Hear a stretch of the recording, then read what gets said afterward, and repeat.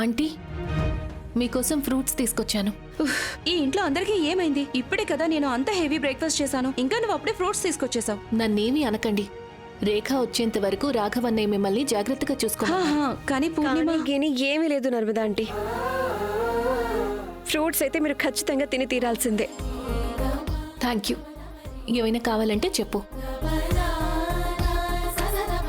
ఇక్కడ అందరూ నన్ను ఇంత కేరింగ్ గా చూసుకుంటుంటే నాకు ఎలా అనిపిస్తుందో తెలుసా? నేనేదో కలగంటున్నట్టుంది. కల కాదు, అందమైన కల. అది రాఘవ్ మీకోసం కన్న కల.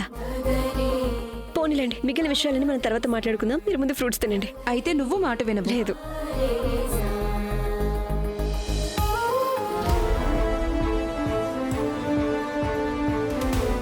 రేఖ, నీకు ఈ దెబ్బ ఎలా తగిలింది?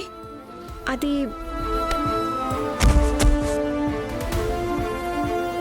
రిపోర్టర్ని కదా, న్యూస్ వెనకాల పరిగెత్తి దెబ్బలు తగిలించుకుంటూ ఉంటాను. దెబ్బ తగిలితే మందు రాసుకోవా? నేను ఇప్పుడే ఫస్ట్ ఎయిడ్ బాక్స్ నర్మదా తీసుకొస్తాను. అంటే దాని అవసరం ఏమీ లేదు ఇప్పుడు. నేను చెప్పాను కదా, రాసుకోవాలంటే రాసుకోవాలంతే. నేను ఇంకేం వినను. ఒక్క నిమిషం ఉండు.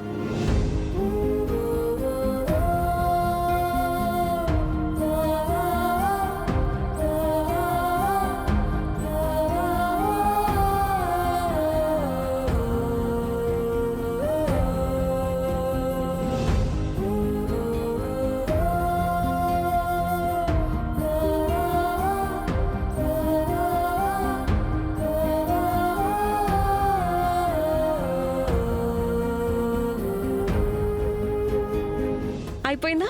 ఇప్పుడు మీరు హ్యాపీనా?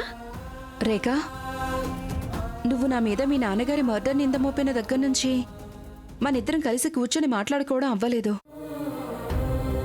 నేను ఈ ఇంటికి రాఘవ వాళ్ళ అమ్మగానే వచ్చుండొచ్చు, కానీ నీ గురించి దిగులుంటుంది.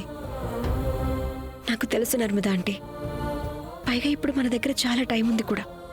మనం ఎప్పుడైనా ప్రశాంతంగా కూర్చొని మాట్లాడుకుందాం. మన దగ్గర టైం ఉంది, మనం మాట్లాడుకోవచ్చు. కానీ నాకు తెలుసుకోవాలనుంది, నీకు ఎందుకు అలా అనిపించింది? నేను మీ నాన్నగారి ప్రాణం తీసుంటానని. నర్మదా అంటే, నిజం చెప్పాలంటే ఇప్పుడు నాకు కూడా ఇప్పుడు అదంతా చాలా కన్ఫ్యూజింగ్గా ఉంది. ఒకసారి నాకు అన్నీ అర్థమయ్యాక, మొత్తం నిజమంతా నేను తెలుసుకున్నాక నేనే వచ్చి మీతో మాట్లాడతాను. ఐఎమ్ సారీ నర్మదా అంటే. పూర్తి నిజం తెలుసుకోకుండా, ఎలాంటి విచారణ చేయకుండా మీ మీద నేను చాలా పెద్ద నింద మోపేశాను కదా. రేఖా, ఆ పిన్ని గారు, నాకు తెలుసు నువ్వు నాకు ఇక్కడే కలుస్తావని.